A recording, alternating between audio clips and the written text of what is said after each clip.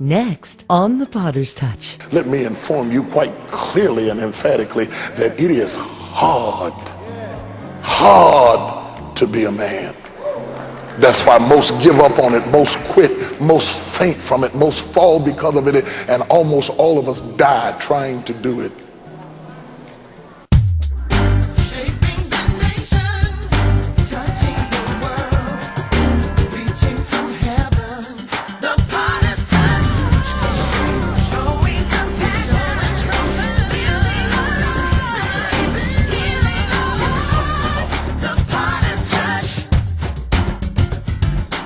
Greetings to you in the invincible name of Jesus Christ. I am so glad and so honored and excited to have this opportunity. I mean, after all, it's Father's Day. Hey, God, it's about us. And I encourage everybody out there to take some time to honor your father in every way you can, whether he's with you or not with you, whether he did what you wanted to do or not, regardless of the circumstances. Let's lift up the position, even if you can't lift up the person. And to those of you who have fathers that have been honorable, they're worthy of double honor. Do some crazy stuff. Get him 2 ties. I'm teasing. Do something wonderful for him to make him feel loved and make him feel special. Men are funny. We don't act like we want it, but we do.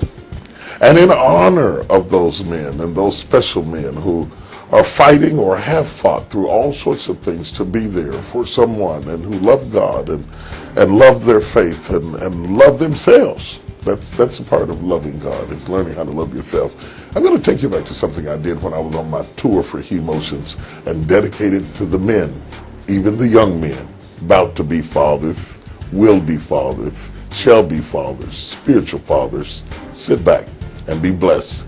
Girls, you look too. We're talking to the men and the women who love them. He Motions. Check it out. Now, this is what I want you to do. Cut the music. This is what I want you to do. I want you to just reach up and just do this. Just come all the way down like this. And I want you to peel your church face off, because you will not be using that anymore tonight.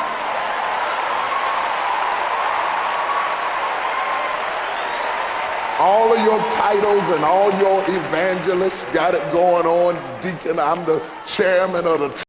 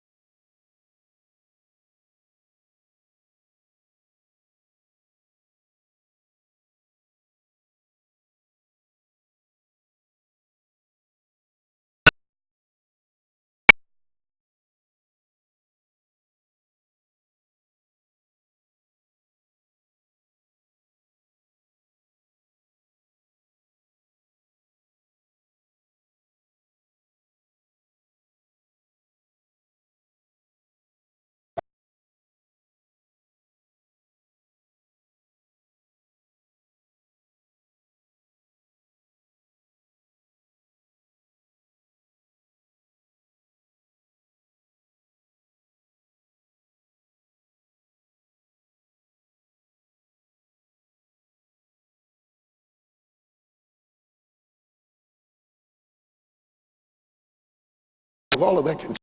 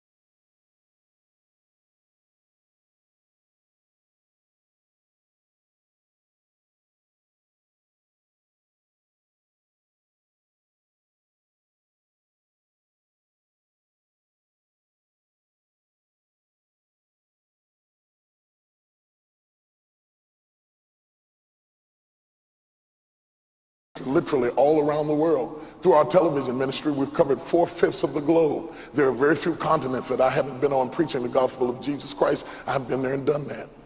I think I'm blessed not because of those experiences, so I'm grateful for those experiences. I think that I'm blessed because I've been there at great moments in people's lives that ordinary people, and I say ordinary basically meaning people who work in secular arenas, don't always get to see. I've been there when mothers birth babies after the doctor said that she would never have a child. And I've seen the mother with tears running down her face so hard she couldn't even see the baby she just had, because she knew that for her, having a baby was a great miracle. I didn't know you was here. Hi, girl. What's going on? Get you another chicken wing. We're going to talk in a minute. Now, see, I've been there a great month. I've been there when the groom was waiting for the bride to come down the aisle, and he's in the back room and he's all nervous, and his brother's trying to get his bow tie on straight, and the hands are shaking and all that kind of stuff. And I had to pray a spirit of calmness on him because he was getting ready to get married. I've been there at great moments in life when homeless people got their first house. Yeah, I've been there. I've been involved in it, dedicated the house, helped them to get the house, all that kind of stuff. We've hired people off the street who were homeless, gave them positions, and now they're building new homes and stuff, and they want you to come dedicate their house. It's a great feeling to walk in the house and know for them the house is not a blessing, it's a miracle. You see, that's a great moment. When somebody who gets out of prison and they're ex-con and nobody will hire them, and the whole church has been praying, and they get their first job and they come dancing down the aisle with their first paycheck, crying and speaking in tongues. I've been there at great moments of life. I mean historical moments, moments that were special and unique and wonderful. I've been blessed of the Lord. I prayed for a woman that the doctor said was barren and that she would never have a child. She was from Congo, Africa, and she got pregnant. It was a miracle. She got pregnant after years and years. They said, no way this woman could have a child. She got pregnant, but when she got ready to have the baby, she had to have the baby C-section. And when she got ready to have the baby C-section, there were no hospitals and there was no medication and there was nothing to calm her. As she birthed a baby C-section without any anesthesia because she wanted the baby that bad. Y'all don't hear what I'm talking about. So I've been around people who wanted something from God bad enough to endure the pain of life to get what they had to get. Are you hearing what I'm saying to you? I've been there in happy moments of exhilaration. You should have seen that woman when she and her husband came back to the States to tell me that they'd had their first child. What a miracle it was. They didn't talk about the pain at all. Can you imagine a C-section with no anesthesia on a dirt road in a hut somewhere out in Congo, Africa, and they didn't even mention the pain because of the joy of having the baby? I've been there at great moments like that, but I have to also tell you that I was just a teenager when I sat beside the bed of a great evangelist who had developed cancer, and the cancer had eaten through the organs in her body, and her body and stomach were so bloated that ultimately her trapped bowels began to flood out of her mouth as I sat beside her bed and prayed for her. I've been there when life was pretty tough. I've been there when babies were born grossly deformed and mutated, and I've been there and ushered to the hospital to help the parents get up the courage to unhook the baby from life support because the baby had been dead for days and the mother wouldn't let the baby out of her hand. Baby's spine was twisted in a 90-degree angle. The kidneys were born outside of the body, and the baby was bloated and bloated and bloated. In just a few days at all, the baby was weighing 34 pounds, bloated with fluid and dead. And I prayed last rites over the baby, anointed the baby with the oil, and prayed the prayer of faith with the baby, and watched the baby slip from time into eternity. I've been there.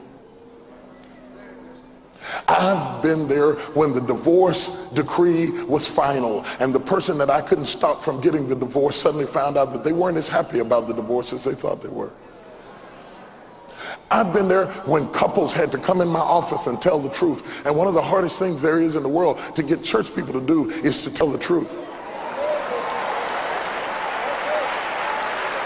You know, we don't tell the truth easy because we got our reputations to monitor and we got to impress everybody and act like everything's all right. But when the trouble gets bad enough, there comes a point of pressure where you have to be honest, and all of a sudden you come in and your son is HIV positive, and all of a sudden you start talking about, well, he's been practicing homosexuality, he's been involved in but before, if anybody said that, you said the devil is a lie. But now the push has come to shove, and now you got to tell the truth. I've been there. I've been there in the counseling session when all of a sudden somebody had to divulge infidelity because things were such a crisis and everything was a mess. People had to be honest and they had to be real. I've been there when our little daughters come in pregnant with babies and everybody's crying and all of a sudden the truth spills out on the floor. I really wasn't staying after school for band rehearsal. It was something. See, it takes a lot for people to tell the truth because by nature, when we fail, we became phony.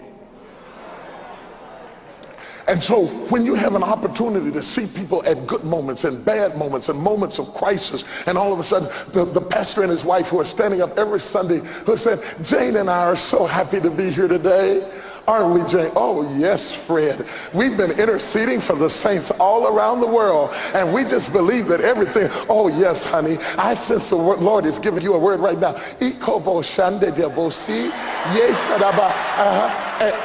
And Jimmy and Frida fought all the way to church.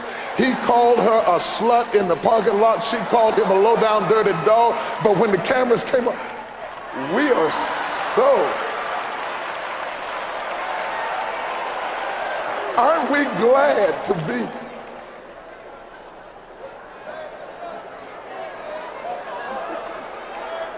See, y'all don't want the truth. Y'all can't handle the truth. When you've had opportunities to see people at all of those moments, you learn something. 28 years of ministerial counseling, you draw some conclusions. And I have to tell you, I'm a little bit frustrated of being brought in like a Jubilee preacher to preach on a Saturday night to give you 3 points in a poem and see if I can change keys 5 times and make you break your heels. Because that is a waste of an instrument that God has given to me and through me to give to you. It's a waste if all I have to do is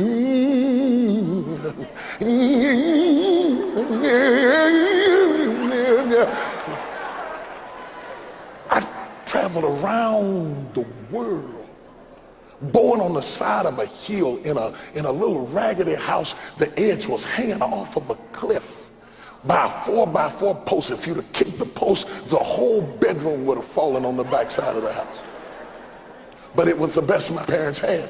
Never would have thought in all of my life that somebody who was born on the side of a mountain with little and nothing to eat or to do or to drive or to have, and I thought my idea of rich people was people who had doorbells. I was dreaming of living in a house with a doorbell. I couldn't imagine what it would be like to have a window air conditioner.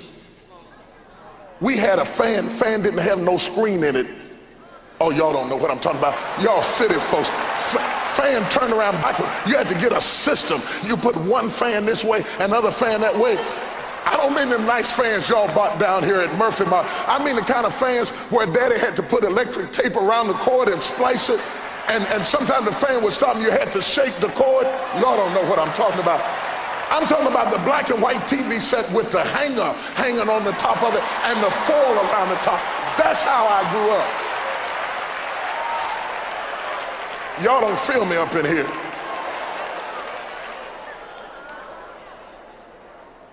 Who would have thought that somebody like that would have been the guest of the king of Jordan and escorted by the Secret Service from Israel over into Jordan as a guest of the king, official magistrate, sent as an ambassador into a foreign country? Who would have ever thought that I would have been blessed to have breakfast with President Obasanjo, the president of Nigeria, and sit with him and talk about world affairs and religious affairs and spirituality and economic empowerment in Nigeria?